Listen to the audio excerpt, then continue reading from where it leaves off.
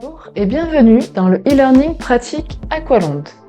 Cette vidéo concerne le niveau 4 et plus précisément l'épreuve Guide de palanquet, comportement sous l'eau. Elle fait suite à la vidéo sur la gestion de la descente et abordera la composante gérer le regroupement au fond. Les critères de réussite pour cette partie sont: le guide de palanquet assure la cohésion de la palanquée, communique avec ses plongeurs, vérifie que tout va bien avant de commencer l'exploration. Le jury évalue son comportement et l'attention qu'il porte au plongeur qui l'encadre. On peut voir ici que dès que le guide arrive en bas, il s'éloigne pour commencer l'exploration sans communiquer avec son plongeur qui le suit sans avoir pris le temps de se stabiliser correctement.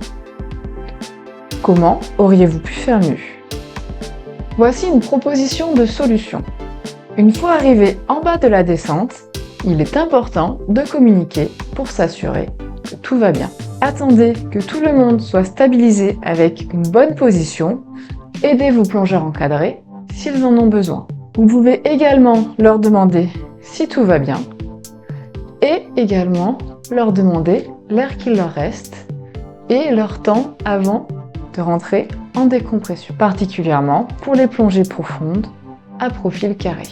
Dans cette situation, le guide de palanquet s'éloigne sans regarder son plongeur encadré. Son plongeur encadré, lui, observe quelque chose dans la Posidonie. Pendant ce temps, son guide s'éloigne sans se rendre compte qu'il s'est arrêté. On se retrouve donc avec une mauvaise cohésion de la palanquée et donc un manque de sécurité. Comment auriez-vous pu faire mieux? Voici une proposition de solution. Assurez-vous d'avoir une bonne cohésion de palanquée avec tous les plongeurs avant de commencer l'exploration.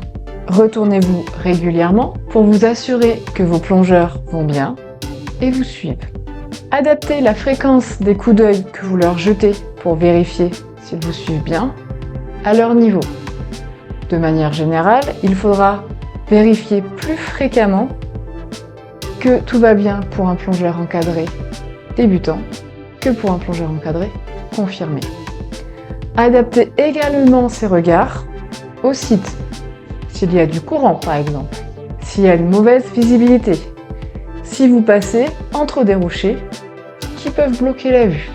Ainsi, pour bien gérer le regroupement au fond, il est important d'attendre que tous les plongeurs soient bien arrivés et bien stabilisés avant de commencer l'exploration.